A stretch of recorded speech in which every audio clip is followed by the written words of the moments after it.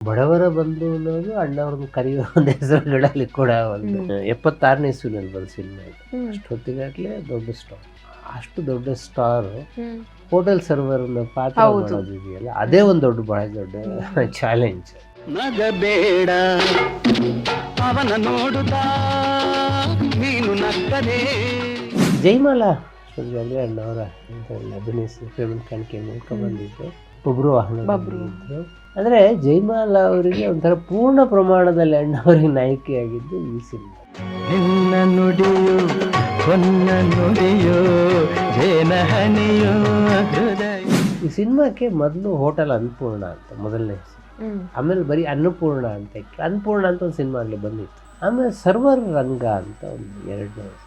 ಬಹಳ ಅಚಾನಕ್ಕಾಗಿ ಉದಯ್ ಶಂಕರ್ ವಿಜಯ್ ಅವ್ರ ಹತ್ರ ಯಾಕೆ ಬಡವರು ಬಂದು ಅಂತ ಕರೀಬಾರದು, ಅದು 2 ಕ್ಷಣದಲ್ಲಿ ಫೈನಲ್ ಆಗೋಯ್ತು. ಬಡವರು ಬಂದು ಅಂತ ಸಿನಿಮಾ ಬಡವರ ಬಂಧು ಆಗಿ ಉಳ್ಕೊಳ್ತು. ರಂಗನಾಥ ಬಡವರು ಬಂಧು. ಒಬ್ಬ ತಂದೆಗೆ ಮಗ ಕೊಡೋ ಬಹಳ ಅದ್ಭುತವಾದಂತಹ ಕಾಣಿಕೆ. ಈಗ ನಮ್ಮ ಜೀವನದಲ್ಲಿ ಏನೇನೋ ಕಾಯಿಲೆಗಳು ಬರೋ ಸಡನ್ ಆಗಿ ಬಂದ್ಬಿಡುತ್ತೆ. ತಂದೆ ತಾಯಿಯನ್ನು ನೋಡ್ಕೊಳ್ಳೋದು ಒಂದು ಕರ್ತವ್ಯ. ಹೆಂಗೆ ನೋಡ್ಕೋಬೇಕು ಅನ್ನೋದು ಇದು ಬಹಳ ಆದರ್ಶ. ನಿಮ್ಮ ಮಾತಲ್ಲಿ ಹೇಳೋದು ಅವರಿಗೆಲ್ಲರಿಗೂ ಕೂಡ ಈ ಸಿನಿಮಾ ಬಹಳ ದೊಡ್ಡ ಸ್ಫೂರ್ತಿಯನ್ನು ಕೊಟ್ಟು, ನಮ್ಮ ತಂದೆ ಹಿಂಗೆ ನೋಡ್ಕೋಬೇಕು ನಾನು ಅಂತ ಹೇಳೋದು. ನಿನ್ನ ಕಂಗಳ ಬಿಸಿಯ ಹನಿಗಳು 100 ಕಥೆಯ ಹೇಳಿವೆ. 70ನೇ ಇಸ್ವಿನಲ್ಲಿ ನಮ್ಮಲ್ಲಿ ದೊಡ್ಡ ಪ್ರಮಾಣದಲ್ಲಿ ಪದವೀಧರರು ಸೃಷ್ಟಿ. ಪದವೀಧರರಲ್ಲ ಏನು ಅನ್ಕೊಳ್ಳೋಕೆ ಶುರು ಮಾಡೋದು ಅಂದರೆ ನಾವು ತಹಸೀಲ್ದಾರ್ ಆಗಬೇಕು, ಅಮೂಲ್ದಾರ್ ಆಗಬೇಕು, ದೊಡ್ಡ ದೊಡ್ಡ ಪೋಸ್ಟ್ಗಳಿಗೆ ಹೋಗಬೇಕು. ಆದರೆ ಅಷ್ಟೊಂದು ಪೋಸ್ಟ್ಗಳು ಇರ್ತಿರಲಿಲ್ಲ. ಆಮೇಲೆ ಅವಾಗ ಪ್ರೈವೇಟ್ ಸೆಕ್ಟರ್ ಇಷ್ಟೊಂದು ದೊಡ್ಡದಾಗಿ ಹಬ್ಬಿರಲಿಲ್ಲವಾದ್ದರಿಂದ ನಿಮ್ಗೆ ಬೇರೆ ಕ್ಷೇತ್ರಗಳು ಬಹಳ ಅಪರೂಪ ನಿಮ್ಗೆ ಕೆಲಸ ಸಿಕ್ಕಂಥದ್ದು. ಅಂಥ ಸಂದರ್ಭದಲ್ಲಿ ಒಬ್ಬ ಪದವೀಧರ ಹೋಟೆಲ್ ಸರ್ವರ್ ಆಗಬಹುದು, ತಪ್ಪೇನೂ ಇಲ್ಲ. ಅದರ ಡಿಗ್ನಿಟಿ ಆಫ್ ದ ಲೇಬರ್ ಏನೂ ಇಲ್ಲ. ಬಹಳ ಜನಕ್ಕೆ ಎಲ್ಲೋ ಒಂಥರ ಜ್ಞಾನೋದಯ ಮಾಡ್ತಾರೆ, ಹೌದು ನಾವು ಇಂಥದ್ದೇ ಕೆಲಸ ಅಲ್ಲ, ಎಲ್ಲ ಥರದ ಕೆಲಸಗಳನ್ನು ನಾವು ಮಾಡಬಹುದು ಅಂತ ಹೇಳಿ.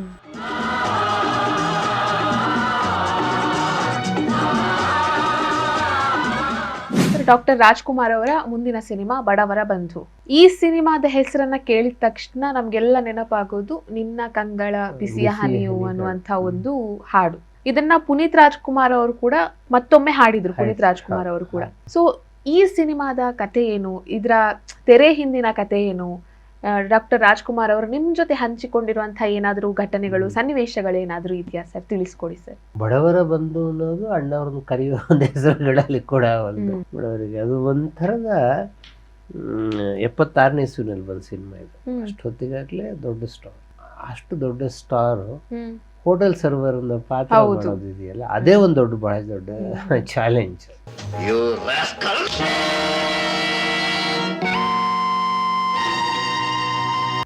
ಅಣ್ಣವರು ಇದನ್ನು ಬಹಳ ಅದ್ಭುತವಾಗಿ ಮಾಡಿದ್ದಾರೆ. ಒಂದು ಸಮಾಜಕ್ಕೆ ಒಂದು ಸಂದೇಶವನ್ನು ಕೊಡುವ ರೀತಿಯಲ್ಲಿ ಪಾತ್ರವನ್ನು ಮಾಡಿದ್ದಾರೆ.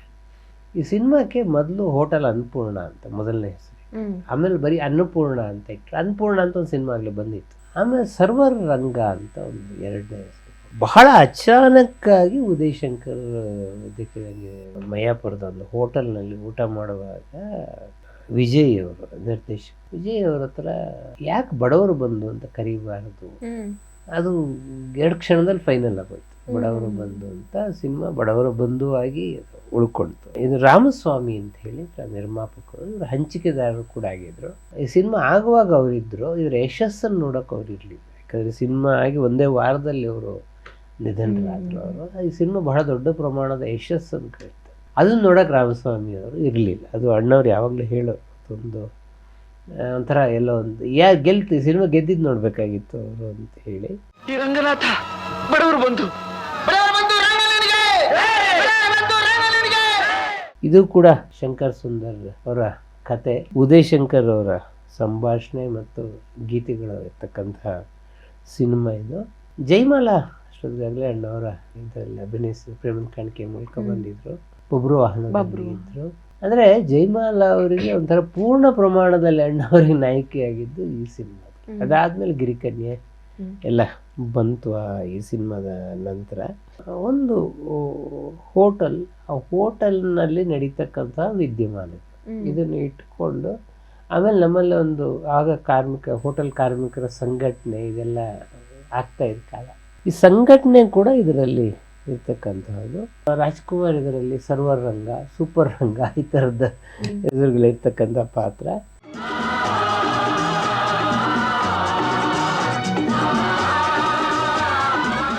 ಜಯಮಾಲ ಭಾಳ ಶ್ರೀಮಂತರ ಮನೆಯಿಂದ ತಪ್ಪಿಸ್ಕೊಂಡು ಬಂದಿರ್ತಾಳೆ, ಇವರು ಆಶ್ರಯಕ್ಕೆ ಬಂದಿರ್ತಾಳೆ. ಸುಶೀಲ ಅನ್ನೋ ಪಾತ್ರವನ್ನು ವಜ್ರಮುನಿ ಗೋಪಿನಾಥ್ ಅಂತ ಹೇಳಿ. ಬಹಳ ಈ ಸಿನಿಮಾದ ವಿಶೇಷ ಏನು ಅಂತಂದ್ರೆ KS ಅಶ್ವಥ್ ಅವರು ವಿಲನ್ ಪಾತ್ರ ಮಾಡಿದ್ರು. KS ಅಶ್ವಥ್ ಅವರು ರಾವಣಕ್ಕೆ ರಾಜ್ಕುಮಾರ್ ಅವರ ತಂದೆ ಪಾತ್ರವನ್ನ ಮಾಡಿರ್ತಕ್ಕಂಥದ್ದು. ಇದರಲ್ಲೂ ತಂದೆನೆ, ಈ ಸಿನಿಮಾದಲ್ಲೂ ತಂದೆನೆ. ಆದ್ರೆ ಅವರ ಮಗ ಇವರು ಕೊನೆ ಕ್ಲೈಮ್ಯಾಕ್ಸ್ ಅಲ್ಲಿ ಗೊತ್ತಾಗತ್ತೆ, ಅಲ್ಲಿವರೆಗೂ ಗೊತ್ತಾಗಲ್ಲ. ಇದು ನನ್ನ ಮಗ ಕಡೋ, ನನ್ನ ಮಗ ಕಡೋ, ನಿಮ್ ದೊಡ್ಡಣ್ಣ ಕಡೋ. ಸಂಪತ್ ಅವರು ಹವ್ಯಾಸಿ ರಂಗಭೂಮಿಯಿಂದ ಬಂದಂತಹ ಕಲಾವಿದ. ಸಂಪತ್ ಹವ್ಯಾಸಿ ರಂಗಭೂಮಿಯ ಕಲಾವಿದರ ಅಭಿನಯ, ಫೇಶಿಯಲ್ ಎಕ್ಸ್ಪ್ರೆಷನ್, ಡೈಲಾಗ್ ಡೆಲಿವರಿ ಕ್ರಮ ಇದೆ. ಸಂಪತ್ ನಮ್ಮ ಮುಖ್ಯವಾಹಿನಿ ಸಿನಿಮಾಗಳಲ್ಲಿ ಕೂಡ ಸೇರಿಕೊಂಡು ಕೆಲವು ಅದ್ಭುತವಾದ ಪಾತ್ರವನ್ನ ಮಾಡಿದ್ದಾರೆ. ಅವ್ರಿಗೆ ಸಿಕ್ಕ ಬಹಳ ಅದ್ಭುತವಾದ ಅವಕಾಶಗಳಲ್ಲಿ ಬಡವರ ಬಂಧು ಅಂತ. ಅದರಲ್ಲಿ ರಾಜ್ಕುಮಾರ್ ನೀವು ಹೇಳಿದ್ರಲ್ಲ, ನಿನ್ನ ಕಂಗಳ ಬಿಸಿ ಹನಿಗಳು, ಅದನ್ನು ಹೇಳೋದು ಸಂಪತ್ ಅವರಿಗೆ. ನಿನ್ನ ಕಂಗಳ ಬಿಸಿಯ ಹನಿಗಳು 100 ಕಥೆಯ ಹೇಳಿವೆ. ಸ್ಟ್ರೋಕ್ ಆಗಿರೋ ಪಾತ್ರನ ನೀವು 10 ನಿಮಿಷ ಮಾಡ್ಬೋದು, 15 ನಿಮಿಷ ಮಾಡ್ಬೋದು. ಆ ಫೇಶಿಯಲ್ ಎಕ್ಸ್ಪ್ರೆಷನ್ನು, ಕೈ ಹಿಂಗೆ ಇಟ್ಕೊಂಡಿರೋದು, ಸ್ಟ್ರೋಕ್ ಆಗಿರೋರು ಕೆಲವು ಸಮಸ್ಯೆಗಳೆಲ್ಲ ಇರುತ್ತಲ್ಲ ಆ ಥರದ್ದು. ಆದರೆ ಇದರಲ್ಲಿ ಇಡೀ ಸಿನಿಮಾದಲ್ಲಿ ಹಾಗೆ ಪಾತ್ರ ಮಾಡಿದ್ದಾರೆ ಸಂಪತ್. ನೀನ್ ಯಾಕೋ ಹಾಗೆ ನೋಡ್ತಾ ಇದ್ದಿ? ಆತ ಹೇಳೋದೆಲ್ಲ 100% ಸತ್ಯ ಅಪ್ಪ. ಅದು ಬಹಳ ಅದ್ಭುತವಾಗಿ ಮಾಡಿದ್ದಾರೆ. ಮತ್ತು ಸಂಪತ್ ಒಂಥರ ಬಾರ್ನ್ ಆ್ಯಕ್ಟರ್, ಒಂಥರ ಹುಟ್ಟು ಕಲಾವಿದರು ಅಂತ ಹೇಳ್ತಾರಲ್ಲ, ಕನ್ನಡದ ಸಂಪತ್ತು, ಕನ್ನಡಕ್ಕೆ ಸಿಕ್ಕಂತಹ ಸಂಪತ್ತು. ಅವರು ಬಹಳ ಅದ್ಭುತವಾಗಿ ಅಭಿನಯ ಮಾಡಿದಂತಹ ಚಿತ್ರ ಇದು. ಅಶ್ವಥ್ ಕೂಡ ಇದರಲ್ಲಿ ಬಹಳ ಅಪರೂಪಕ್ಕೆ ಒಂದು ವಿಲನ್ ರೋಲು. ಮತ್ತು ಅದು ಒಂಥರ ನಿಮಗೆ ವಿಲನ್ ಅಂದರೆ ಅಬ್ಬರದ ಡೈಲಾಗುಗಳು, ಕಣ್ಣು ಕೆಂಪ, ಈ ಥರದ್ದೇನು ಇಲ್ಲದೇ ಇದೆ. ಸಣ್ಣದಾಗಿ ಏನು ತನ್ನ ಯಶಸ್ಸಿಗೆ ಹೋಟೆಲ್ನ ತನ್ನದು ಮಾಡ್ಕೋಬೇಕು ಅನ್ನುವ ಕಾರಣಕ್ಕೆ ವಿಲನ್ ಆಗುವಂಥ ಇದನ್ನ ಮಾಡ್ತಕ್ಕಂತಹದ್ದು. ಅಯ್ಯಯ್ಯೋ, ಧಾರಾಳವಾಗಿ ಕರ್ಕೊಂಡು ಹೋಗಿ ಸ್ವಾಮಿ. ತಮ್ಮ ಆಶ್ರಯದಲ್ಲಾದ್ರೂ ನನ್ನ ಮಕ್ಕಳು ಸುಖವಾಗಿ ಬಾಳ್ಲಿ. ರಂಗನಾಥ ಹೋಗು ಮರಿ. ಅಣ್ಣಯ್ಯ ಛಾಯಾಗ್ರಾಹಕರು, ಅಣ್ಣಯ್ಯ ಬಹಳ ದೊಡ್ಡ ಹೆಸರು ಮಾಡಿದ ಛಾಯಾಗ್ರಾಹಕರು. ಚಾಮುಂಡೇಶ್ವರಿ ಸ್ಟುಡಿಯೋದಲ್ಲಿ ಮತ್ತು ಹೋಟೆಲ್ ಅಶೋಕ. ಇವಾಗ ಸಾಮಾನ್ಯ ನಿಮ್ಗೆ ಹೋಟೆಲ್ ಅಂದರೆ ಅಶೋಕನೇ. ಹೋಟೆಲ್ ಅಶೋಕದಲ್ಲಿ ಇದರ ಚಿತ್ರೀಕರಣ ನಡೆದಿದೆ. ಇದರಲ್ಲಿ ರಾಜ್ಕುಮಾರ್ ಪದವೀಧರರಾಗಿರ್ತಾರೆ. ಬಹಳ ಒಂದು ಸಂಸಾರದ ಅನಿವಾರ್ಯತೆಗೆ ಅವರು ಹೋಟೆಲ್ನಲ್ಲಿ ಕೆಲಸ ಮಾಡಬೇಕಾಗಿ ಬಂದಿರುತ್ತೆ. ಈ ಹೋಟೆಲ್ ಮಾಲೀಕ ಬದ್ರಿನಾಥ್ ಅಶ್ವಥ್. ಈ ಹೋಟೆಲ್ನಲ್ಲಿ ಏನೇನು ತೊಂದರೆಗಳಾಗ್ತಾ ಇರುತ್ತೆ ಹೋಟೆಲ್ ಕೆಲಸ ಮಾಡುವವರಿಗೆ, ಅವರನ್ನು ಸಂಘಟಿಸಿ ಈ ಸಿನಿಮಾ ಹೋರಾಟವನ್ನು ಮಾಡ್ತಕ್ಕಂಥ. ನಾವು ಕೆಲಸಗಾರರೇ ಆಗಿರ್ಬೋದು, ಆದ್ರೆ ನಮಗೂ ಮಾನ ಮರ್ಯಾದೆ ಅನ್ನೋದಿದೆ. ಇವತ್ತು ರಂಗನಿ ಕೆನ್ನೆಗೆ ಹೊಡೆದ್ರಿ, ನಾಳೆ ನಮ್ಮೆಲ್ಲರ ಕೆನ್ನೆಗೆ ಹೊಡಿತೀರ ನೀವು. ರಂಗರಾವ್ ಇದರಲ್ಲಿ ರಂಗರಾವ್ ಸಂಗೀತ ನಿರ್ದೇಶನ ಮಾಡಿದ್ದಾರೆ. ಸಂಗರಾವ್ ಬಹಳ ಅದ್ಭುತವಾದ ಸಂಗೀತ ನಿರ್ದೇಶಕರಾಗಿದ್ದಾರೆ ಅವರ ಸಿನಿಮಾಗಳಲ್ಲಿ. ಅದು ಕೂಡ ಮೆಲೋಡಿ ರಂಗರಾವ್ ಅಂತಲೇ ಅವರನ್ನು ಕರೀತಾ ಇದ್ವಿ. ಅಂದರೆ ಮೆಲೋಡಿ ಅಂತ ಅಲ್ಲ ಆ್ಯಕ್ಚುಲಿ, ಆದರೆ ಅದು ಮೆಲೋಡಿ ರಂಗರಾವ್ ಅಂತಲೇ ಅವರು ಬಹಳ ಪ್ರಸಿದ್ಧರಾದವರು. ಒಂದು ಬಹಳ ವಿಶೇಷವಾದ ಸಂಗತಿ ಇದೆ, ನಿನ್ನ ಕಂಗಳ ಬಿಸಿ ಹನಿಗಳು 100 ಕಥೆಯ ಹೇಳಿದೆ. ಇದು ಒಂಥರ ಒಬ್ಬ ತಂದೆಗೆ ಮಗ ಕೊಡೋ ಬಹಳ ಅದ್ಭುತವಾದಂತಹ ಕಾಣಿಕೆ. ಇದರಲ್ಲೇ ಇದೇ ಟ್ಯೂನನ್ನು ಸ್ವಲ್ಪ ಬದಲಾವಣೆ ಮಾಡಿ, ಅದರ ಆರೋಹಣದಲ್ಲಿ ಮಾತ್ರ ಬದಲಾವಣೆ ಮಾಡಿಕೊಂಡು, ನಿನ್ನ ನುಡಿಯು ಹೊನ್ನ ನುಡಿಯು ಜೇನ ಹನಿಯು ಹೃದಯಕ್ಕೆ ಅಂತ ಹೇಳಿ ಒಂಥರ ವಿರಹ ಗೀತೆ. ನಿನ್ನ ನುಡಿಯು ಹೊನ್ನ ನುಡಿಯು ಜೇನ ಹನಿಯು ಹೃದಯ. ನೀನು ಗಗನದ ಕುಸುಮವು, ನಾನು ಭೂಮಿಯ ಭ್ರಮರವು, ಮಿಲನದಾಸೆಯು ಸಹಜವಾದರೂ ಸೇರಲೆಲ್ಲಿಯೂ ಸಾಧ್ಯವೇ. ಈ ಥರದ ಸಾಲುಗಳು ಅಣ್ಣವ್ರು ಹೇಳೋದಿದೆಯಲ್ಲ. ಅಂದರೆ ಅವಳು ಬಹಳ ಶ್ರೀಮಂತಳು, ಅವಳು ನಾನು ಪ್ರೀತಿ ಮಾಡೋಕ್ಕೆ ಸಾಧ್ಯನೇ ಅನ್ನೋ ಥರದ ಹಾಡು. ಸೊ ಒಂದು ಪ್ರೇಮಗೀತೆಯಾಗಿ, ಇನ್ನೊಂದು ವಾತ್ಸಲ್ಯ ಗೀತೆಯಾಗಿ ಒಂದೇ ಟ್ಯೂನನ್ನು ರಂಗರಾಯರು ಇದರಲ್ಲಿ ಬಳಸಿದ್ದಾರೆ. ಇದೊಂದು ಬಹಳ ಅದ್ಭುತವಾದ ಪ್ರಯೋಗ ಅಂತ ಹೇಳ್ಬೋದು. ಬಹಳ ಅದ್ಭುತವಾಗಿ ಇದರ ಸಾಹಿತ್ಯ, ಎರಡೂ ಹಾಡಿದ ಸಾಹಿತ್ಯ ತುಂಬ ಚೆನ್ನಾಗಿದೆ. ಮತ್ತೆ ಅದರಲ್ಲಿ ಸ್ನಾನ ಎಲ್ಲ ಮಾಡಿಸ್ತಾರೆ. ಒಬ್ಬ ಮಗ, ಅದು ಬಹಳ ಜನ, ಅದು ನಾನು ಅದನ್ನ ಕಥೆಗಳನ್ನು ಕೇಳಿದ್ದೀನಿ. ಅಂದ್ರೆ ಒಬ್ಬ ಪ್ಯಾರಾಲಿಸಿಸ್ ಹೊಡೆದಿರೋ ತಂದೆನ ಹೇಗ್ ನೋಡ್ಕೋಬೇಕು ಅನ್ನೋದು, ಅಥವಾ ಒಂದು ಈಗ ನಮ್ಮ ಜೀವನದಲ್ಲಿ ಏನೇನೋ ಕಾಯಿಲೆಗಳು ಬರೋ ಸಡನ್ ಆಗಿ ಬಂದ್ಬಿಡುತ್ತೆ, ತಂದೆ ತಾಯಿನ ನೋಡ್ಕೊಳ್ಳೋದು ಒಂದು ಕರ್ತವ್ಯ.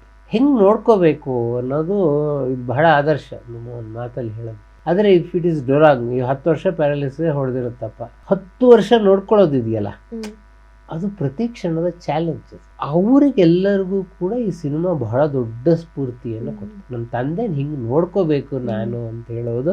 ಅದಕ್ಕೆ ನಾನು ತುಂಬ ಜನ ನಮ್ಮ ಪಕ್ಕದ ಮನೆಯಲ್ಲಿ ಒಬ್ಬರಿದ್ರು, ಅವ್ರಿಗೆ ಸ್ಟ್ರೋಕ್ ಅಲ್ಲ, ಬಟ್ ಬೇರೆ ಥರದ್ದು ಒಂದು ಮೇಜರ್ ಕಾಯಿಲೆ ಆಗಿತ್ತದು. ಅವರು ಈ ಹಾಡು ನಾವಾಗೆಲ್ಲ ಟೇಪ್ ರಿಕಾರ್ಡ್ರು, ಈಗಿನ ಮೊಬೈಲ್ ಎಲ್ಲ ಇರಲಿದ್ದ ಕಾಲ.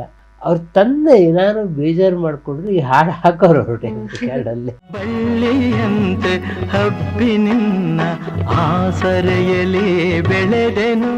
ಆದರೆ ಅದು ನನಗೆ ಹಾಡು ಎಷ್ಟೋ ಜನರ ಮನಸ್ಸಿನ ಭಾವನೆಯನ್ನು ತಮ್ಮ ತಂದೆ ಬಗ್ಗೆ, ಅಂದರೆ ಬಹಳ ಸಲ ಏನು ಅಂದರೆ ನಮ್ಮ ಅಪ್ಪ ಅಮ್ಮನ ಬಗ್ಗೆ ನಮಗೆ ಪ್ರೀತಿ ಇರುತ್ತೆ, ಅಥವಾ ನನ್ನ ಹೆಂಡತಿ ಬಗ್ಗೆ ನಂಗೆ ಪ್ರೀತಿ ಇರುತ್ತೆ. ಅದನ್ನು ನಾನು ದಿನ ಹೇಳೋಕ್ಕಾಗಲ್ಲ. ಹೇಳೋದು ನಾಟಕೀಯವಾಗ, ಸಿನಿಮಾದಲ್ಲಿ ಮಾತ್ರ ಹಂಗೆ ಹೇಳೋದು. ದಿನ ನಾನು ಭಾಳ ಇಷ್ಟಪಡ್ತೀನಿ, ಭಾಳ ಪ್ರೀತಿ ಮಾಡ್ತೀನಿ ಅಂತ ಹಿಂಗೆ ಹೇಳಿದ್ರೆ ನಯ ಬೆಳೆ ಕೆಲಸ ಎಲ್ಲರೂ ಹೋಗ್ತೀನಿ ಅಂತ ಅಲ್ವಾ, ಯಾರ ಮನೆಯಲ್ಲಾದರೂ ಸಹಜವಾಗಿ. ಆದರೆ ನಿಮ್ಮ ಸಿನಿಮಾ ಹಾಡುಗಳು ಈ ಭಾವನೆಯನ್ನು ಪ್ರತಿಫಲನೆ ಮಾಡಿ. ನಮ್ಮ ಚಿತ್ರಗೀತೆ ಹಿಂದಿನ ಸಿದ್ಧಾಂತನೇ ಅದು. ಸೊ ನಾವು ಹೇಳೋಕ್ಕಾಗದೇ ಇರ್ತಕ್ಕಂತಹದನ್ನು ಸಿನಿಮಾ ಹಾಡು ನಮ್ಗೆ ಹೇಳ್ತಾ ಇರುತ್ತೆ. ಆ ಹಾಡಿಂದ ಹಾಗಾಗಿ ನಾವು ಐಡೆಂಟಿಫೈ ಆಗ್ತೀವಿ, ಹಾಡು ನಮ್ಮ ಪರವಾಗಿ ಅವ್ನು ಹಾಡು ಹೇಳ್ತಾ ಇದ್ದಾನೆ ಅಂತೇಳಿ. ಆ ಥರದಲ್ಲಿ ಒಂದು ಬಹಳ ಅದ್ಭುತವಾದಂಥ ಹಾಡಿದು.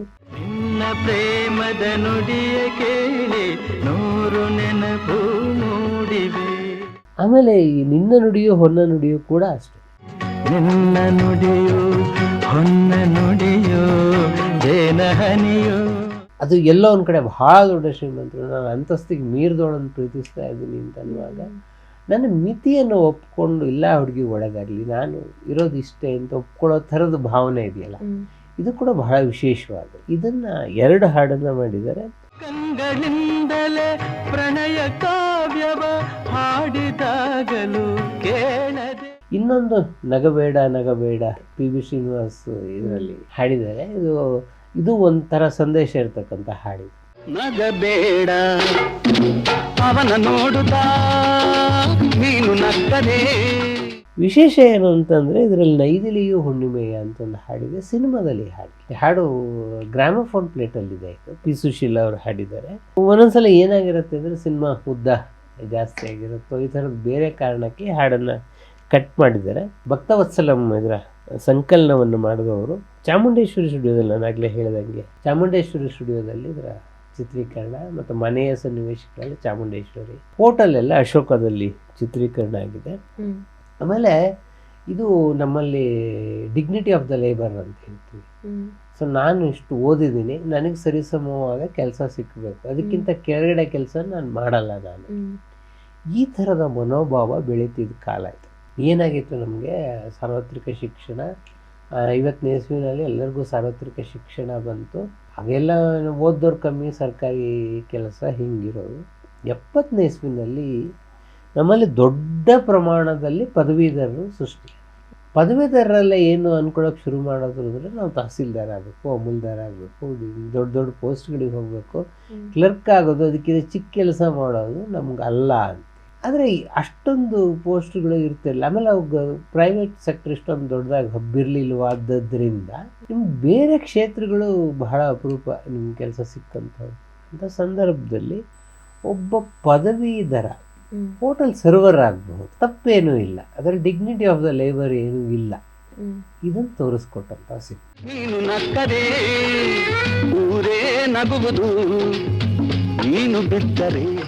ನಾನು ಈ ಸುಮಾರು ಕಥೆಗಳನ್ನು ಕೇಳಿದ್ದೀನಿ. ನನ್ನ ತುಂಬ ಪರಿಚಯದವ್ರ ಮನೆಯಲ್ಲೇ ದಾವಣಗೆರೆ ಕಾಟನ್ ಮಿಲ್ಲಲ್ಲಿ ಅವರಿಗೆ ಕ್ಲರ್ಕ್ ಪೋಸ್ಟ್ ಸಿಕ್ಕಿತ್ತು ಕಾಟನ್ ಮಿಲ್ಲಲ್ಲಿ. ಅವಾಗ ಅವ್ರು ಮಾಸ್ಟರ್ ಡಿಗ್ರಿ ಮಾಡಿದ್ರು. ಮಾಸ್ಟರ್ ಡಿಗ್ರಿ ಮಾಡಿ ನಾನು ಲೆಕ್ಚರರ್ ಆಗಬೇಕು, ಮಾಸ್ಟರ್ ಡಿಗ್ರಿ ಮಾಡಿದ್ದೀನಿ, ನಾನು ಕ್ಲರ್ಕ್ ಆಗಿ ಕಾಟನ್ ಮಿಲ್ಲಲ್ಲಿ ಹೋಗೋದಾ ಅಂತೆಲ್ಲ ಹೇಳ್ತಾ ಇದ್ರು.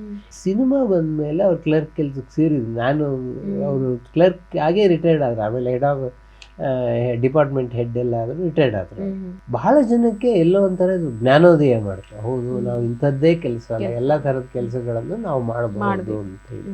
ಆ ಥರದಲ್ಲಿ ಬಡವರ ಬಂಧು ಬಹಳ ಮುಖ್ಯವಾದ ಸಿನಿಮಾ ಆಗಿ ಕೊಡುತ್ತೆ. ಅಷ್ಟು ಹಗುರವಾಗಿ ಮಾತಾಡಬಾರ್ದು. ನಮ್ಮ ಅಸಮಾಧಾನ ಏನಿದ್ರು ಗೌರವವಾಗಿ ತೋರ್ಪಡಿಸ್ಕೋಬೇಕು. ಇವತ್ತೆಲ್ಲ ನಾಳೆ ನಮ್ಮ ಕೆಲಸ ಆಗೇ ಆಗುತ್ತೆ. ಆಮೇಲೆ ಅಣ್ಣವರನ್ನು ಬಡವರು ಬಂದು ಕರೆಯೋದಕ್ಕೆ ಸಾಕಷ್ಟು ಕಾರಣಗಳಿದೆ. ಅಣ್ಣವ್ರು ಒಂದು ಮಾತು ಈ ಸಿನಿಮಾ ಬಗ್ಗೆ ಯಾವಾಗಲೂ ಹೇಳೋರು, ಅಂದರೆ ಒಬ್ಬ ಕಲಾವಿದನಿಗೆ ಬೇರೆ ಬೇರೆಯ ಮಾದರಿಯ ಪಾತ್ರಗಳನ್ನು ಮಾಡಬೇಕು ಅಂತ ಆಸೆ. ನಮ್ಮಲ್ಲಿ ಏನಾಗ್ತಿತ್ತು ಅಂತಂದರೆ ಅಷ್ಟೊತ್ತಿಗೆ ತಮಿಳಲ್ಲಿ ಒಂದೆರಡು ಸಿನಿಮಾ ಬಂದಿತ್ತು, ಸರ್ವರ್ ಸೋಮಣ್ಣೆಲ್ಲ ಆಮೇಲೆ ಬಂದಿತ್ತು. ತಮಿಳಲ್ಲಿ ಒಂದೆರಡು ಸಿನಿಮಾಗಳು ಬಂದಿದ್ದು ಬಿಟ್ಟರೆ ನಮ್ಮಲ್ಲಿ ಹೋಟೆಲ್ ಸರ್ವರ್ಗಳು ಪಾತ್ರಗಳೆಲ್ಲ ಬಹಳ ತಮಾಷೆಗೆ ಮಾಡೋರು, ಹಾಸ್ಯ ಪಾತ್ರಗಳನ್ನು ಮಾತ್ರ ಮಾಡೋರು. ನಾಯಕರು ಹೋಟೆಲ್ ಮಾಡಿ ಪಾತ್ರ ಮಾಡ್ತಿರಲಿಲ್ಲ. ಹೋಟೆಲ್ ಮಾಡಿ ಒಂದು ಸಂಘಟನೆ, ಎರಡು ಅಣ್ಣವ್ರು ಯಾವಾಗಲೂ ಹೇಳೋದು. ಒಂದು ಅವನು ಕಾರ್ಮಿಕ ಅಂದರೆ ಏನೇನು ಅನ್ಯಾಯ ಆಗ್ತದೆ ಕಾರ್ಮಿಕರಿಗೆ ಅದಕ್ಕೆ ಧ್ವನಿಯಾಗಿ ನಿಲ್ತಾನೆ. ಸೊ ನಿಮಗೆ ಒಬ್ಬ ಪದವೀಧರ ಹೋಟೆಲ್ ಕಾರ್ಮಿಕ ಆಗೋದ್ರಿಂದ ಆಗೋ ಲಾಭ ಅದು. ಅವ್ರಿಗೆ ಬಹಳ ಜನಕ್ಕೆ ಏನಾಗಿರುತ್ತೆ, ಅನ್ಯಾಯ ಆಗ್ತಿರುತ್ತೆ, ಅದ್ರ ಅನ್ಯಾಯ ಆಗ್ತಿದೆ ಅಂತ ಗೊತ್ತಾಗಲ್ಲ ಅವರಿಗೆ. ಸೊ ನಿಮಗೂ ಅನ್ಯಾಯ ಆಗ್ತಿದೆ ಅಂತ ಬೇರೆಯವ್ರನ್ನು ಎಚ್ಚರಿಸುವಂಥ ಪಾತ್ರ. ಮುಂದಕ್ಕೆ ಬರುವರ ಕಂಡರೆ ಕರುಬುವ ಮನುಜರು ದಾನವರು ಹೊಟ್ಟೆಯ ಕಿಚ್ಚಲಿ ತಾವೇ. ಆಮೇಲೆ ಹೋಟೆಲ್ನಲ್ಲಿ ಅನೇಕ ಅಕ್ರಮಗಳು ನಡೆಯುತ್ತೆ, ಈಗಲೂ ನಡೆಯುತ್ತೆ. ಈ ಸಿನಿಮಾದಲ್ಲಿ ಅಣ್ಣವ್ರಿಗೆ ಇಷ್ಟವಾದ ಒಂದು ಬಹಳ ಸನ್ನಿವೇಶ ಇದೆ. ನನ್ನ ಸಂದರ್ಶನದಲ್ಲಿ ಅವರೊಂದು ವ್ಯಕ್ತಿ ಹೇಳೋರು, ಅವಳು ಹುಡುಗಿನ ಕರ್ಕೊಂಬ ಅಂತ ಹೇಳ್ತಾನೆ ಅವನು. ಕೊನೆಗೆ ರಾಜ್ಕುಮಾರ್ ಅವ್ರ ಹೆಂಡ್ತಿನೇ ಕರ್ಕೊಂಡ್ಬಿಡ್ತಾನೆ. ಅವನಿಗೆ ಅದು ಅಂದರೆ ಅವನಿಗೆ ಅದರ ಇದೇನು ಅಂತ ಅರ್ಥ ಆಗುತ್ತೆ. ಇನ್ಮೇಲಿಂದ ನಾ ಕುಡಿಯೋದಿಲ್ಲ ರಂಗಣ್ಣ, ಈ ಕೆಟ್ಟ ಚಟಗಳನ್ನೆಲ್ಲ ಬಿಟ್ಟು ಬಿಡ್ತೀನಿ. ಸೊ ಹೋಟೆಲ್ನಲ್ಲಿ ಈ ಥರದ್ದೆಲ್ಲ ನಡೀತಾ ಇದ್ದ ಕಾಲದಲ್ಲಿ ನಿಮ್ಗೆ ಒಬ್ಬ ಸರ್ವರ್ ಹೋಟೆಲ್ನ ನೈತಿಕತೆಯನ್ನು ಎತ್ತಿ ಹಿಡಿಬೋದು ಅಂತ ತೋರಿಸ್ಕೊಟ್ಟಂಥ ಪಾತ್ರ. ಹೋಟೆಲ್ ಬರೋ ಹೆಣ್ಮಕ್ಳೆಲ್ಲ ಹೊಟ್ಟೆ ಪಾಡು ದುಡಿತಾ ಇರೋ ಸರ್ವರ್ಸ್ ಎಲ್ಲ ಮಾಮಗಳು ಅಂತ ತಿಳ್ಕೊಂಡಿದ್ದೀರಾ? ಹುಷಾರ್. ಅದೊಂದು ಸನ್ನಿವೇಶ ಇದೆಯಲ್ಲ, ಅದು ಎಷ್ಟೋ ಜನರ ಕಣ್ಣು ತರಿಸಿದೆ. ಹಾಗಾಗಿ ನಾವು ನನಗೆ ಮೊನ್ನೆ ಯಾರೋ ಏನೋ ಒಂದು ಸಂದರ್ಭದಲ್ಲಿ ಮಾತನಾಡುವಾಗ ಹೇಳೋರು, ನೀವು ಇನ್ನೂ 20 ವರ್ಷ ಆಯ್ತು ಅಣ್ಣವ್ರು ಹೋಗಿ ಇನ್ನೂ ಆರಾಧಿಸ್ತೀರಾ, ಇನ್ನೂ ವೈಭವೀಕರಿಸಿ ಮಾತಾಡ್ತೀರಾ. ಇದರಲ್ಲಿ ಆರಾಧನೆಯೂ ಇಲ್ಲ, ವೈಭವೀಕರಣನೂ ಇಲ್ಲ. ಅಣ್ಣವ್ರು ಹಾಗೆ ನೇರವಾಗಿ ನಿಮ್ಮ ಮನಸ್ಸನ್ನು ತಾಕಿದ ನಟ ಇದ್ದಾರಲ್ಲ, ಅದು ಜಗತ್ತಿನಲ್ಲೇ ಬಹಳ ಅಪರೂಪ ಇಂಥವ್ರು. ಸೊ ನಿಮಗೆ ಅಣ್ಣವ್ರ ಸಿನಿಮಾ ನೋಡುವಾಗ ನೆನಪಾಗ್ತಾ ಇದ್ದು ನಿಮ್ಮ ಅಪ್ಪನೋ, ನಿಮ್ಮಮ್ಮನೋ, ನಿಮ್ಮ ಮಕ್ಕಳು, ಅಥವಾ ನಿಮಗೆ ಕಷ್ಟ ಕಾಲದಲ್ಲಿ ಯಾರೋ ಸಹಾಯ ಮಾಡಿದವರು. ಹಾಗಾಗಿ ನಾನು ಚಾಲೆಂಜ್ ಮಾಡಿ ಹೇಳ್ತೀನಿ, ಇವತ್ತು ಕನ್ನಡದ ಎಷ್ಟೋ ಕುಟುಂಬಗಳಿಗೆ ಡಾಕ್ಟರ್ ರಾಜ್ಕುಮಾರ್ ಅನ್ನೋರು ಅವರ ಕುಟುಂಬದ ಒಂದು ಭಾಗ. ಅವ್ರನ್ನ ಬೇರೆ ಯಾರೋ ಒಬ್ಬ ಸ್ಟಾರ್ ಅಂತ ಅಂತರದಲ್ಲಿ ಇಟ್ಟು ನೋಡೇ ಇಲ್ಲ. ಅದು ದೇವರು ಕೂಡ ಅತ್ಯತಿಷ್ಟಂ ದಶಾಂಗುಲಂ ಅಂತ ಒಂದು ಮಾತಿದೆ. ಅದ್ರ ಎಂಟಡಿ ಹತ್ರ ದೇವ್ರನ್ನ ಇಷ್ಟ ಇದೆ ಅಷ್ಟು ಮೇಲ್ಕ್ ಹೋಗ್ತಾರಂತೆ. ಆದರೆ ಇವ್ರ ಕೈ ಸಿಕ್ಬಿಡ್ತಾರೆ ಅಣ್ಣವರು ಅಲ್ವಾ. ಬಡವರು ಎಷ್ಟು ಜನ ಹೋಟೆಲ್ ಕಾರ್ಮಿಕರಿಗೆ ಅಣ್ಣವರೇ ಮಾಡಿದ್ದಾರೆ. ನಮ್ದು ಏನು ಹಿಂಗೆ ಹೇಳೋದು ಕೇಳಿದ್ದೀನಿ ನಾನು. ಸೊ ಈ ಥರದ ಧೈರ್ಯವನ್ನು ತುಂಬುವಂಥ ಸಿನಿಮಾ. ನಗಬೇಡ ಅವನ ನೋಡುತ್ತಾ ನೀನು ನಕ್ಕದೆ